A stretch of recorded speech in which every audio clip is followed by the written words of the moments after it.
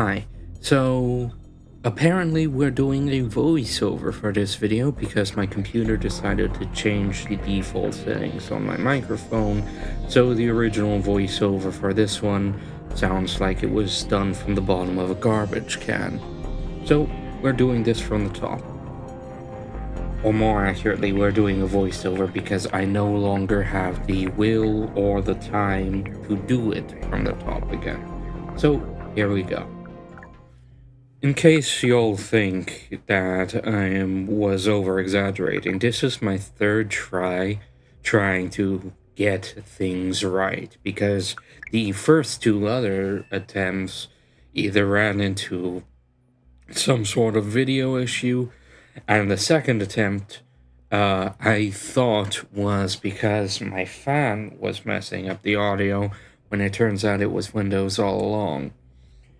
Of course, I turned off the fan for this third try, which was already uncomfortable enough. But of course, because that wasn't the issue, but I thought it was the issue, so I proceeded without checking, like all good video makers do, the third try was tainted as well. But at least that means I can cut so much more out of it. Now obviously, there's a lot I want to say, a lot I did say, but we're just going to have to work around it the best we can and match the pacing of the video as best as I can.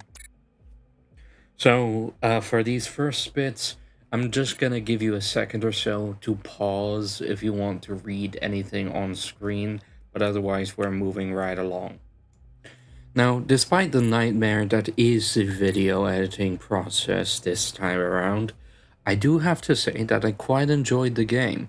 So much so that I didn't even intend to make a video until the beginning of the next year.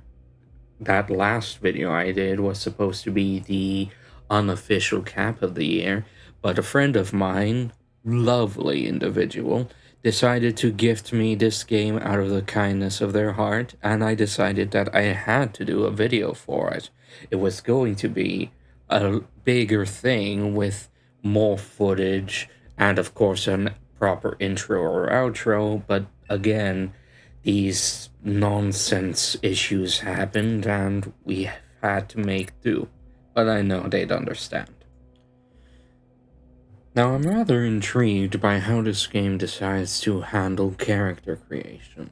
Now, there's the actual face part, which you saw all of 2 seconds of course, but when it comes to what your character starts with and their traits and flaws, there's a bunch of flaws that you already start with 1 or 2 traits, I do believe.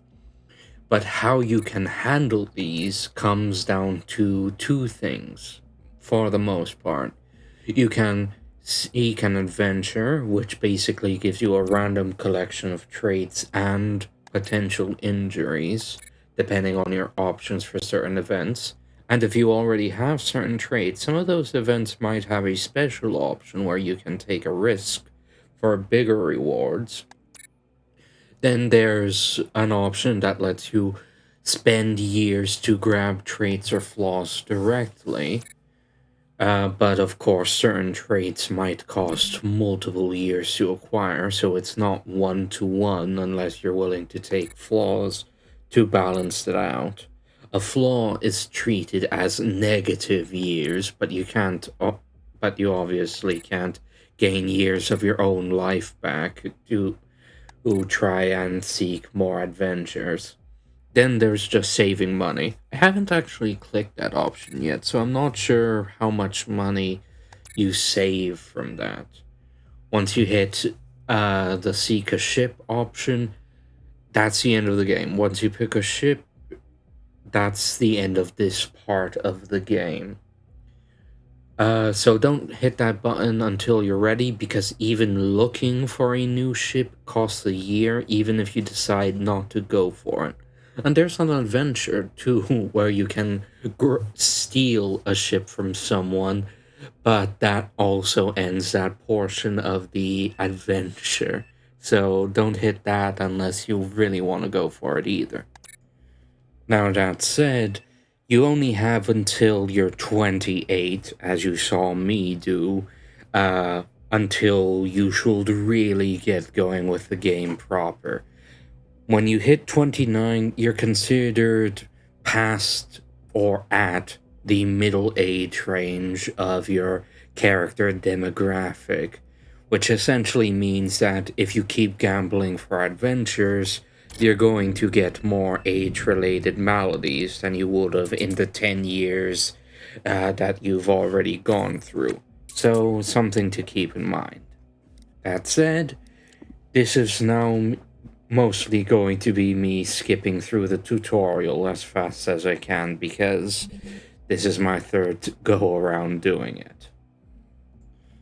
Alright, I believe I've said everything that I've needed to say in order to explain myself and the game better, though of course I will still be popping in here and there to give my thoughts on certain matters or explain certain things as best as I can. The tutorial is actually really well put together, but there are some things that it does not cover which do give me quite a bit of trouble later. But that's for later.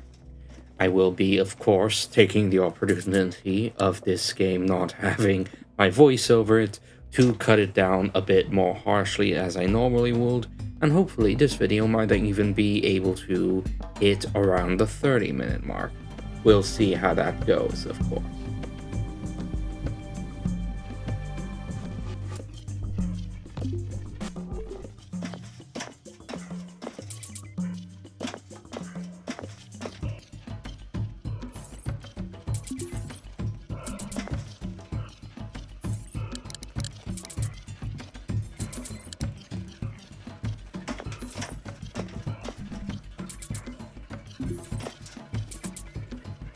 Now all your tools are gonna be important, of course, but that welder you're picking up here is gonna be your main moneymaker, at least for this first part. And granted, this first part is all I have experience with, so I guess that's true for my entire play session. Pretty important though, you may have just seen me walk past a sign that says supplies. I only found this out way later, but this is where you buy certain components and, most importantly, for your power tools, batteries for those tools and their respective chargers. Most tools, or really any powered appliance, has a specific brand of battery, and you will need that brand of charger if you want to reuse those batteries. Though I do think some batteries are truly disposable and can't be recharged, but I'm unsure which ones those are. But enough of that, back to it.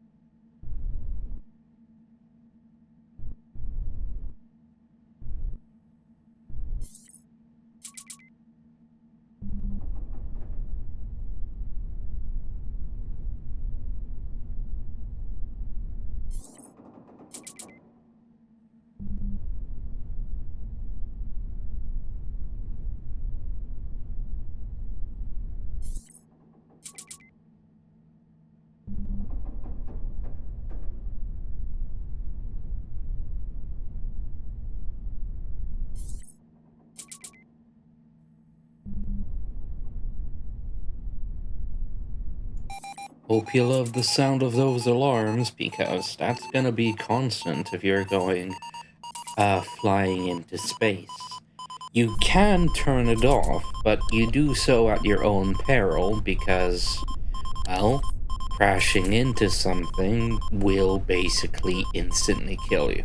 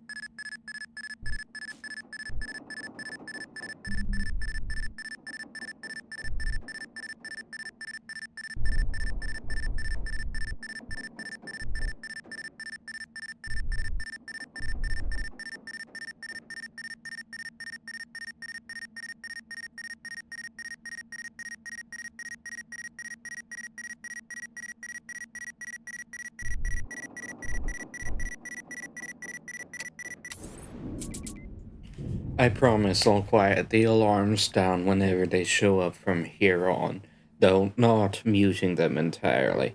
That is an integral part of the experience. That said, I do think the docking slash clamping minigame, for lack of a better word, does instill the appropriate amount of anxiety. So that's a plus in my book. I will say, however, that it is a bit of a pain because there is an option in the nav console that is called match speed, which perfectly stills your ship in relation to your target object.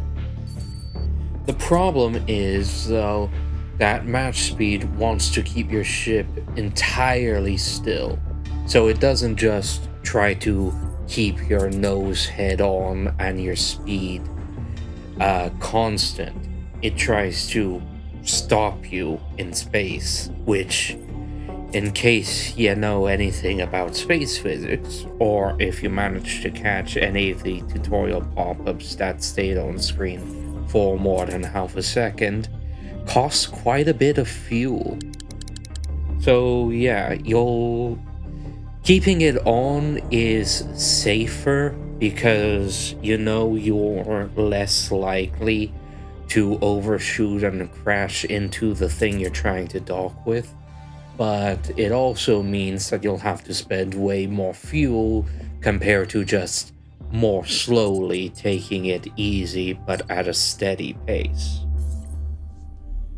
We'll talk more about ship mechanics later, I'm sure, but for now, let's talk about the actual meat and potatoes of the game, salvaging ships, or at least it is for this part of the game. So here's the thing. You don't start with a proper EVA suit with built-in oxygen tanks and the like. You start with a pressure suit, which gives you like 2 or so minutes of air. I haven't exactly counted, but you can uh, see for yourself. You can't stay out of there long, but it will keep you safe from the elements. To a point, of course. And speaking of points, a very dangerous point is to be careful and try to limit any time spent outside of the ship that you're scavenging or in areas that are open to space themselves.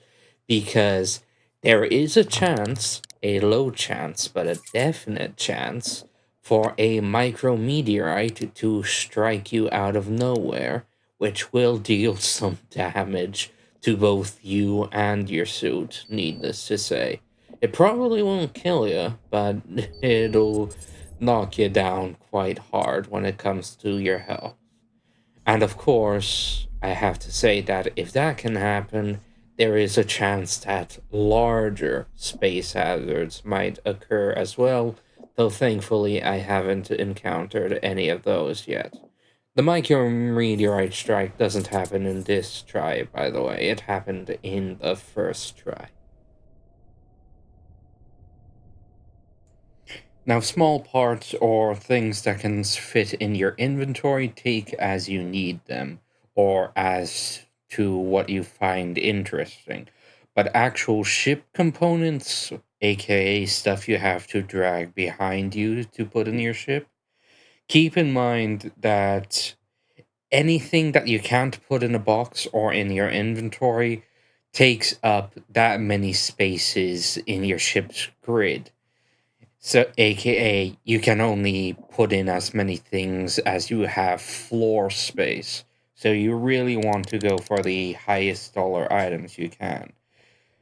Now, I don't know about the exact dollar ranges. Supposedly, your guy gets a better idea of what exactly things are worth later on.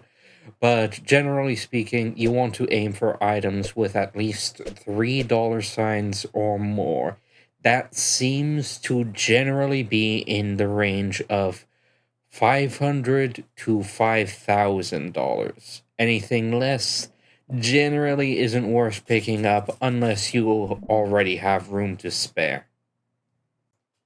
Here, as an example, I decide to pick up the oxygen canister, the nitrogen canister, the two RCS thrusters, and while not a $3 item, I did also pick up the mixed slash waste gas container just because it was a nice one tile object that I could move without much trouble. That said, you may have noticed that nav console was also $3, as are a great many of things, especially larger components. But you have to fit these things on your ship if you want any chance of selling them, so generally not worth it unless you have a bigger ship. But if you have a bigger ship, you probably have better ways of making money anyway. Now, I should have mentioned this earlier, but to salvage these ships legally and to actually sell their goods easily, you'll need a permit that you can buy from the Aotimiwa license kiosk. Yeah, that's the word, kiosk. Now, you get one as part of the tutorial that's good for about 2 hours. That's plenty of time to loot whatever you want to find on this tutorial derelict. And maybe if you really book it, maybe another ship as well. But do keep in mind that you will have to buy these permits from now on, and they can get quite expensive.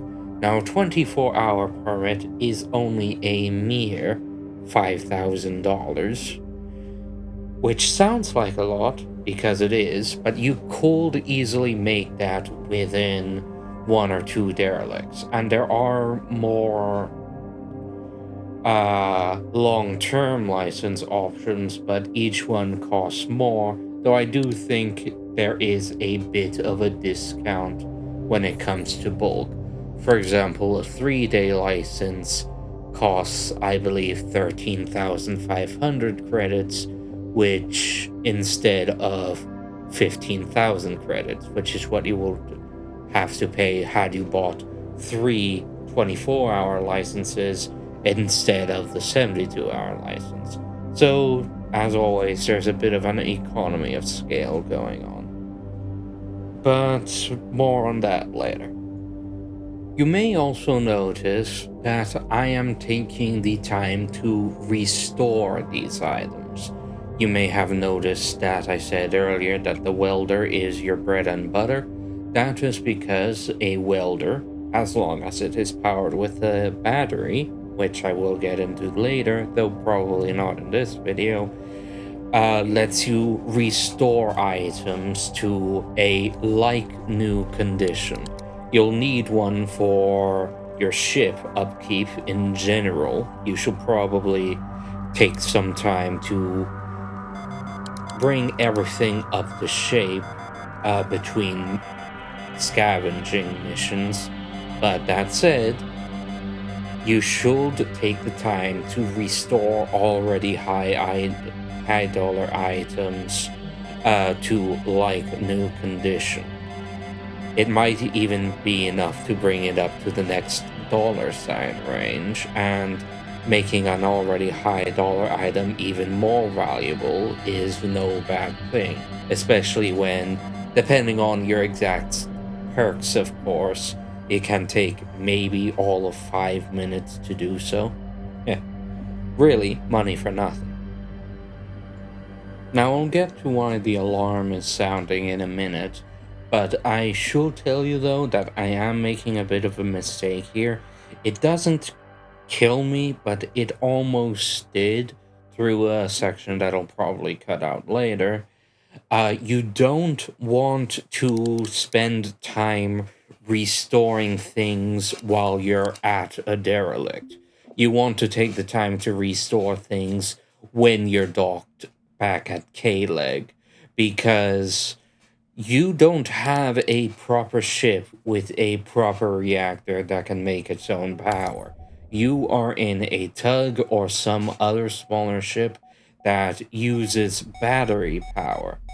And surprise, that battery is constantly running down. And if you're left in the middle of nowhere without power, it's kinda hard to recover from that, needless to say. Now, to explain why the proximity alarm is going off despite me not flying, I should let you know that the proximity alarm works by detecting if anything is within 5 kilometers that you are in imminent danger of hitting. Depending on how fast you're going, that could be enough time to course correct, or it could be enough time to blink and then die. That said, the reason why it's going off now is because the derelict, of course, like most space objects, is in motion. Specifically, in motion towards K-Leg Station, or more specifically, the 33-kilometer asteroid that it is sitting on. Presumably, had I been sitting on that derelict for long enough, it would have eventually dragged me with it to the asteroid and killed us both, but I do escape before then, so it's a moot point. Still, though, if you thought that big old circle right next to K-Leg was just a marker to determine the center of the map, like I first did, this is your warning to know that that is not the case, and that if you try to go through it as a shortcut to K-Leg Station, it will end with your ship shattered and you gasping on the floor, dying.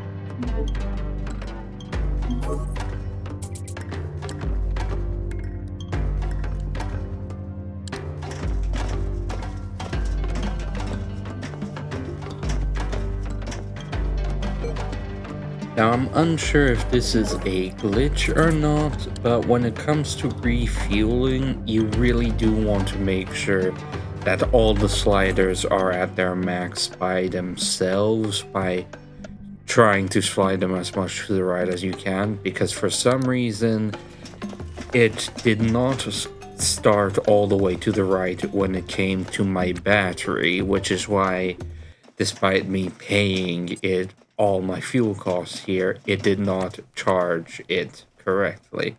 Now, that said, you do also want to go ahead and restore your battery. It's not in anywhere near being damaged, but a fully repaired battery can carry nearly twice as much power as what a battery in its worn state is able to. So it really is worth it in the long run. That and power is cheap. It only costs like $5 compared to everything else.